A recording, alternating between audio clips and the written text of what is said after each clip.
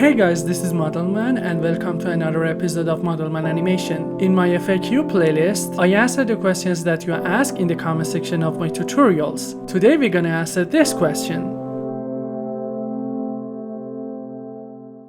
To show you how to animate lines, first I'm gonna choose Add Point tool and draw a single line. Like this. Next I'm gonna choose Create Shape tool. Then I hit Ctrl A and choose Create Shape. It's better to increase the width of this shape, so I'm gonna click on here and type 25. Next I'm gonna choose a color for my layer. Red should be good. Let's call this layer L. Next I'm gonna right click on here and choose Reference Layer. I'm gonna call it S, stands for stroke. S1 because it's the first stroke. When you choose reference layer, it's gonna make a copy of your layer. So now this new layer has an arrow icon. It means that if you change any parameters of this layer, these changes have nothing to do with your original layer, which has a red icon. But as soon as you change any parameters of your original layer, those changes will be applied to the layers with the arrow icon. Now let's talk about how we can animate this line.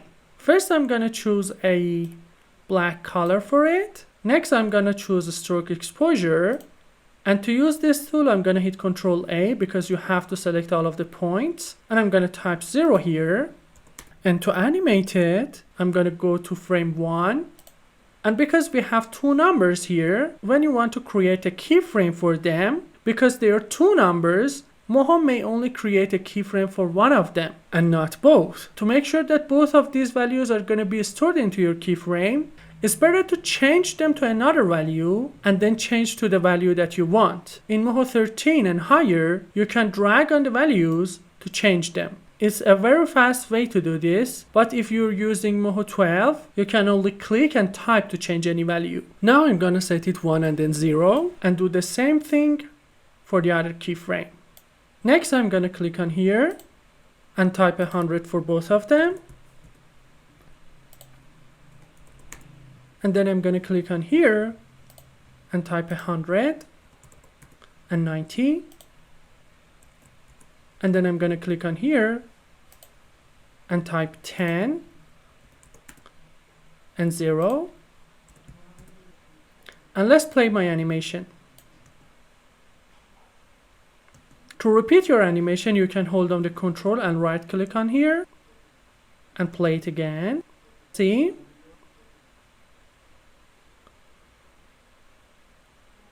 I'm gonna hold down the control and remove this marker. So now because I'm happy with this cycle, I can actually repeat this animation using this cycle option here. I just click on it, and it's better to choose relative because if it's absolute, as soon as you move it, after reaching the end keyframe, it always goes back to frame 2. But if you set it to relative, by moving the end frame, it always goes back to 23 frames before that. So I'm gonna select this relative option, but before that, let me just move this guy to the left and then choose this one. Now let's play it. Okay, I'm happy with it. Let me check some values. Okay.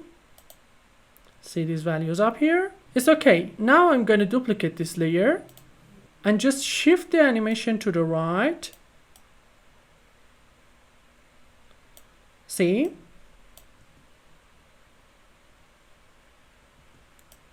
You can do this again if you want.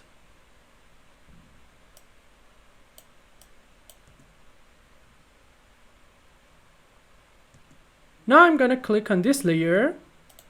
A cool thing is that you can animate this path. And since this layer is the original layer and the other layers are gonna follow the parameters of this layer, if we change the path of this layer, the path of the other layers will be changed as well. So for example, I can click on here and hit the T key to select the transform tool, move this point to down here and move this point to up here. And then I click on here, copy and paste my first keyframes to frame 24 and cycle this animation based on the first frame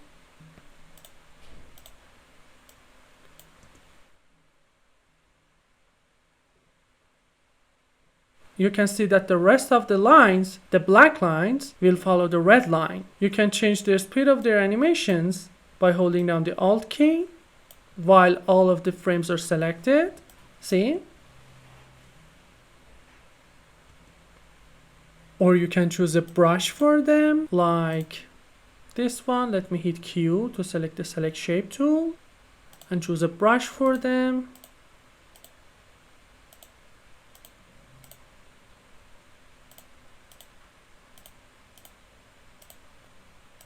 See?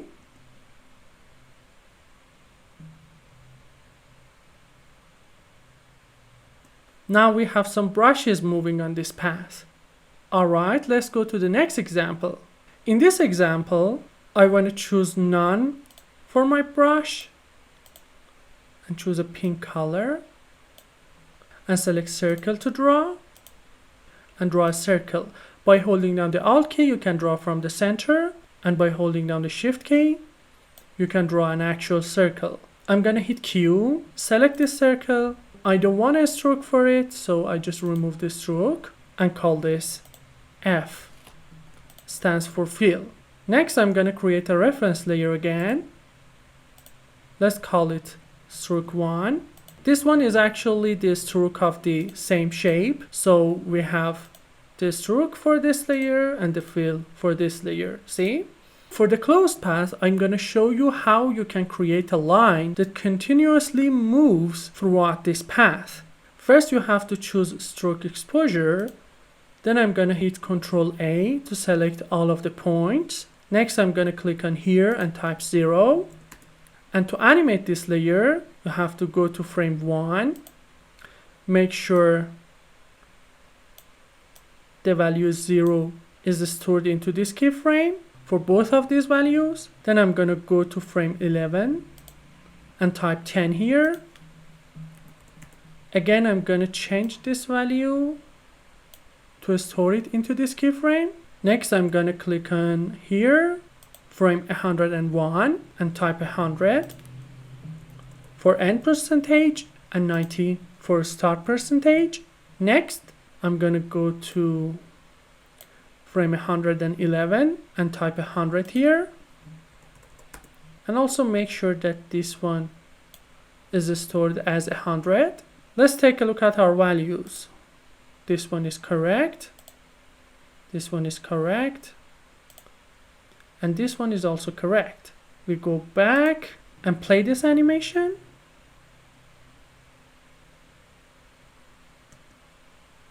Okay, now I'm going to select all of these keyframes and make sure they're all linear. Also, because I want to create other linear keyframes, I just click on here and choose linear. So the keyframes that I create in the future will be linear.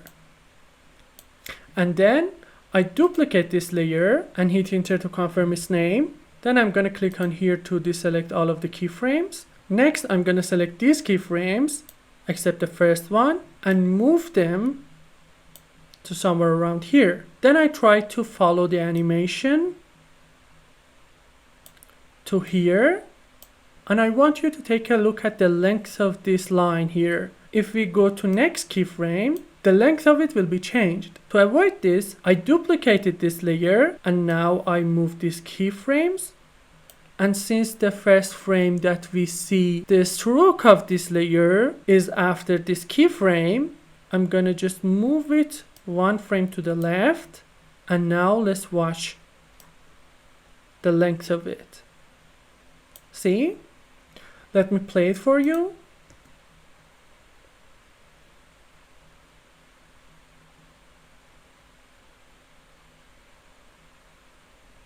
So how we can put it on a loop? Let's go back.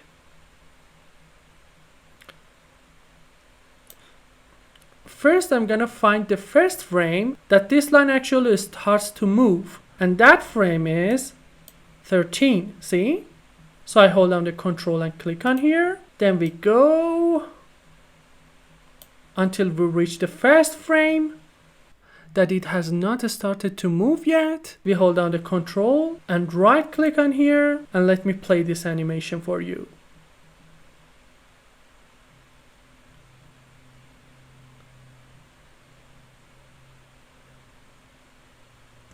Now that we find the cycle, we know that we have to cycle this part of our animation. But to do that, we need some keyframes. So I'm gonna right click on here and add keyframe. It should be linear, so be careful with it. Next, I'm gonna click on here, right click on here and choose add keyframe. Let's do the same with the other layer.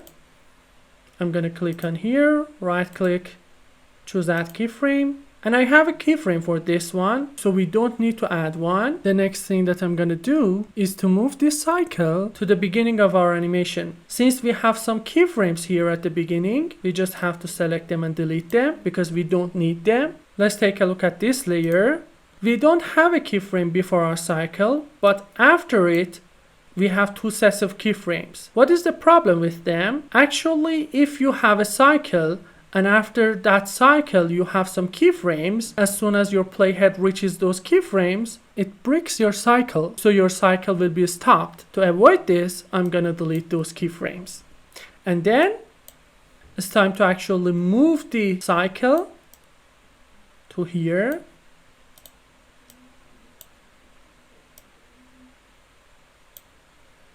Next, I'm gonna hold down the control, click and right click to remove the markers, and then I right click on here, choose cycle. Of course relative is better, and because this is where our marker was, we can say that this is the frame that we should go back to. So I'm gonna type 98 instead of 97.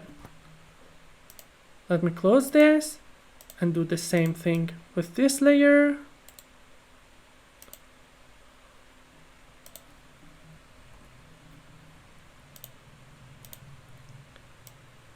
And this is our animation. If you're doing the same thing but you don't see the same result, the problem might be with the white channel and red channel. You always have to work with the white channel or both of them at the same time. If you apply the cycle only on red channel, it might bring some problems for you, okay? So now that we have a cycle, let me play this animation for you. See, it's very smooth. And since we use reference layer, we can completely control our path. See, I can click on here, hit the T key, hold down the control and deselect all of the points by clicking on somewhere, and then I can change my path throughout this animation. See?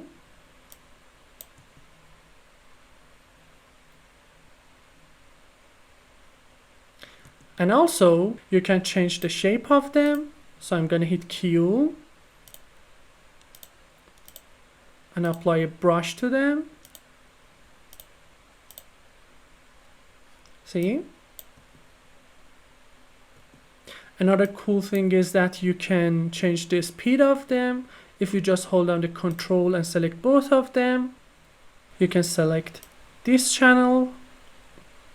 Be careful, you have to select only this channel. And I'm gonna scroll down, hold down the shift key and add the keyframes of this channel to my selection. Then while both of these guys are selected, I'm holding down the Alt key, and by dragging from the right, the last keyframe, to the left, you can change the speed of it. See? Now it's much faster than before. You might face a bug here. Let me explain it for you. I'm going to hit Ctrl Z. If you want to change the scale of these keyframes and you do it multiple times, like for example from here to here, you can see this keyframe, okay? Then again, I'm going to do this from here to here. See? This keyframe will remain. And every time you do this, like this, it still keeps this keyframe before our last keyframe. So now if I play the animation, you can see it stops here. And the reason is that it tries to keep this keyframe. I'm gonna hit Ctrl Z, so you can only scale it once, like this. So now as you can see, it ignored that keyframe and tried to delete it. Now if I play the same animation, it looks very smooth. If you want to change the speed of this animation over and over, you may want to duplicate these layers like this and try to turn off them. And every time you want to change the speed of this animation, you can use the keyframes of them. Okay? In the previous examples, I showed you how you can move your line on a path, and I showed you how you could turn them into brushes. As you know, every single brush has a series of images. So what if you want to rotate those images throughout the animation? Or what if you want to change the scale of some images of your brush? Now I'm going to show you how you can do that. First, you hold down the Alt and Shift and draw a circle. I'm going to hit Q, select my circle and remove its brush. I don't need a stroke for this, so I remove it. Let's call it S, stands for shape. Then I'm going to create a new layer and type B1, stands for brush 1. For these types of examples, you have to create your own brush with the draw tools, because if you use brushes, there is no option to rotate them except this brush jitter angle, which allows you to rotate every single image of your brush aggressively because it says jitter. So you won't see any smooth transition when changing the rotation of your images. So I'm going to choose cancel and draw it myself. You can use any tool that you want. You can even import images for this. I'm going to use freehand tool. By holding down the Alt key and dragging to the left, you can adjust the size of your brush. Next, I'm going to draw a star. And using follow path, you can choose the path of this layer to rotate your star to move your star around your path. But before that, take a look at this plus icon here. Since the origin of the brush 1 layer is far from the star, if we select this path, our main shape will be far away. I'm going to hit Ctrl Z. So first I'm going to choose Origin tool and click on here in the middle of my star. And then I'm going to choose Follow Path. Now you can see that I have my star on my path. I can type 0 here and then click on here and type 100 and play this animation. We can put it on cycle. Right click on here and choose cycle. It's better to choose relative and close this window. And for the first frame, I'm going to copy the same keyframe by Ctrl C and V to here. And let me play this animation. It's very good, but if you want to move it at a constant speed, you can right click on here and choose linear. See?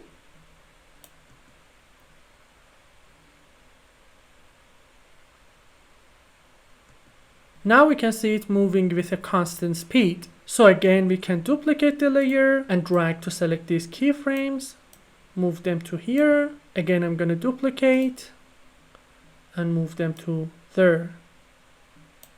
See?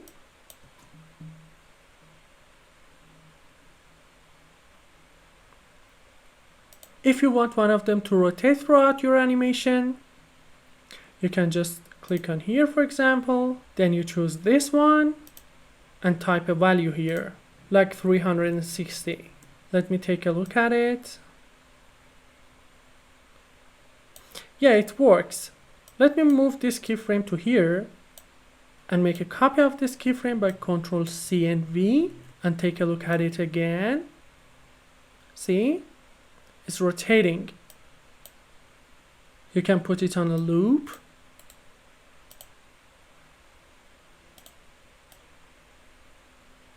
Like this. You can set it to linear so you can see the rotation better because it's moving with a constant speed. Or another thing is that you can change the shape of them. For example, you can delete this shape by selecting this tool and hitting delete key and just use a circle instead of it. I'm going to hold down the Alt and Shift. Now let me play this animation for you. And to change the scale of it, you can just click on here, make it a little bit bigger. I'm going to hold down the Alt key and then click on here. It's better to make it smooth. Again, I'm gonna copy the same keyframe to here, and maybe copy this keyframe to here by Ctrl C and V, and put this guy on a loop. Let me play it for you. See?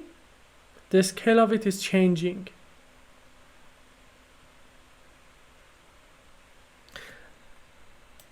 And another cool thing is that while doing all of this, you can just click on here, hold down the control and click on somewhere and change your path. See?